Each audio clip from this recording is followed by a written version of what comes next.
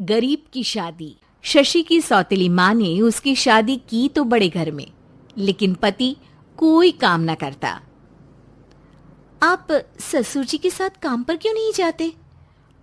हाँ जाऊंगा, लेकिन कल से। आज जरा मैं दोस्तों के साथ घूमने जा रहा हूँ।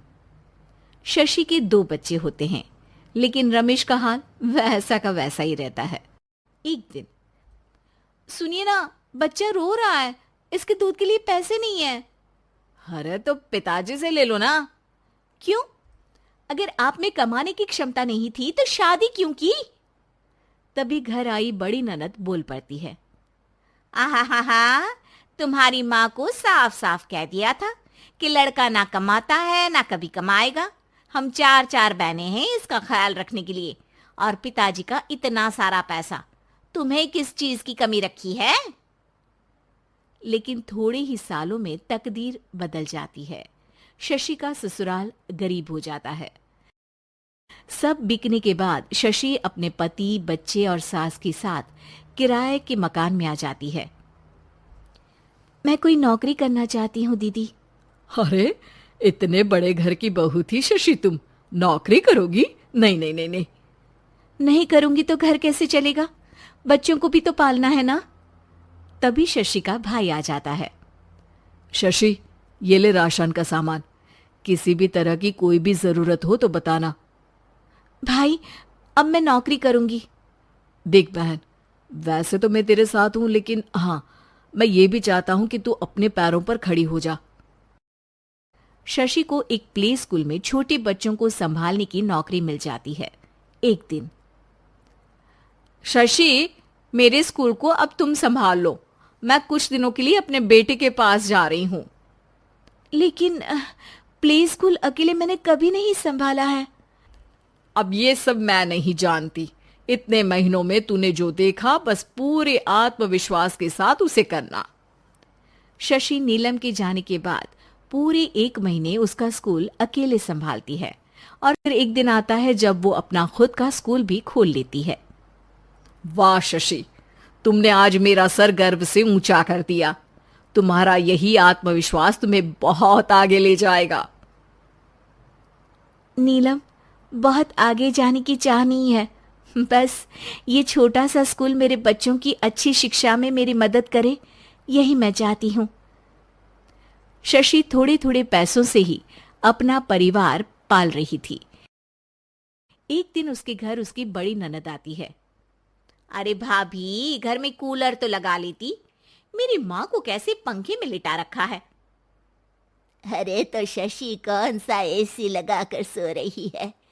वो भी तो यहीं रहती है ना मेरे पास। ज्यादा यहाँ आकर मेरी बहू को परेशान न किया करो। हाँ हाँ, मुझे भी शौक नहीं है इस छोटे से घर में आने का।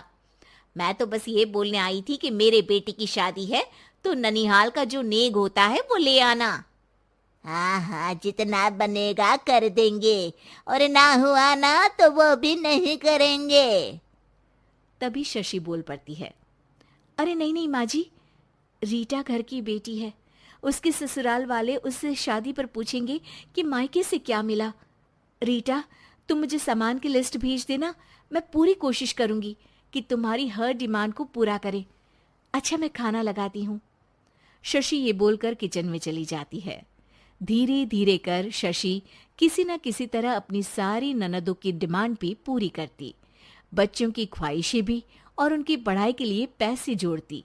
एक दिन जब शशि का बेटा 12वीं पास करके आता है। माँ, अब तुझे काम करने की जरूरत नहीं है। मैं अब कोई ना कोई नौकरी करके पढ़ाई भी साथ कर लिया करूंगा। शशि को लगता है कि बेटा और आगे पढ़ाई करे, लेकिन वक्त की मार के कारण वो बेटे को काम के लिए हाँ कर देती है। अब बेटा एक बैंक में चपरासी बन जाता है।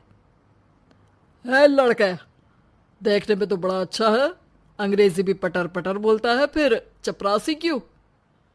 लड़का सारी बात मैनेजर को बता देता है। अच्छा, तो मैं तुझे एक मौका देता हूँ। तू यहाँ रहकर दूसरे डिपार्टमेंट का भी काम सीख। अगर तू किसी एक का भी काम अच्छे से सीख गया तो मैं तुझे यहाँ टेबल चेयर में बैठने वाली नौकरी दे दूंगा। लेकिन एक दिन शशि की ननद उसे फोन करती है। अरे भाभी, देखो मायका तो मेरा तुम लोगों से ही है। मैंने आपके बेटे और मेरे भतीजे प्रदीप के लिए यहाँ एक नौकरी देखी है, पूरे 5,000 मिलेंगे। वैसे करता ही क्या है, चपरासी ही तो है ना। कोई बात नहीं रीटा, मैं उसे इस शहर के बाहर नहीं भेजना चाहती हूँ। बाकी वो शाम को आएगा तो मैं पूछ लेती हूँ। वहीं प्रदीप मैनेजर की बात से खुश हो जाता है और मैनेजर के काम पर ही नजर रखने लगता है। वो उनकी तरह के पेपर पढ़ता, काम करता और आने वाले लोगों की बातें सुनता। एक दिन बैंक में ऑडिट वाले आते हैं। ये गलत है, पूरी बैलेंस शीट नहीं मिल रही है, कहीं ना कहीं गड़बड़ है। ए मैनेजर, क्या करते हो? बैंक के पैसों का हिसाब सही नहीं है। मैनेजर के पसीने छूट जाते हैं। तभी प्रदीप वहां जाता है। अब क्या मैं ये बैलेंस शीट देख सकता हूँ? अरे बेटा मजाक नहीं, जाओ पानी लेकर आओ एक गिलास। प्रदीप मैनेजर को पानी लाकर देता है और फिर ऑडिटर से कहता है, देखिए सर, मैं आपको बता सकता हूँ कि कैसे बैलेंस शीट को आप लोग गलत तरीके से जोड़ रहे हैं। ऐसा बोलकर प्रदीप एक एक कर सारे डाउट क्लियर कर देता है। अरे हाँ, ये तो पॉइंट हमने देखे ही नहीं थे। गुड, कौन है ये बच्चा? तभी मैनेजर बोल पड़ता है, अब हमारे यहाँ अकाउंट में नया आया है। ऑडिटर के जाने के बाद, वाह प्रदीप, आज तो तुमने मेरी नौकरी बचा ली। और आपने भी तो मेरी नई नौकरी लगा दी, अकाउंटेंट की। बस फिर क्या था, प्रदीप ने एक बार जो सफलता की सीढ़ी चढ़ी, बस चढ़ता ही चला जाता है। फिर एक दिन शशि की ननद, अरे भाभी कैसी हो? घर को तो बड़ा ही सुंदर चमका रखा है। अरे बेटी, कैसे आना हुआ? तू तो इस छोटे से घर में आना भी नहीं चाहती थी, कोई खास काम है क्या?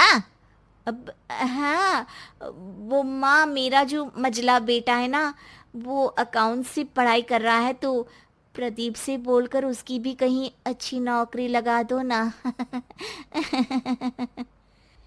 सास और शशि समझ जाते हैं कि कैसे पैसे आते ही लोगों के बात करने के तरीके से लेकर रिश्ते निभाने तक में बदलाव आ जाता है।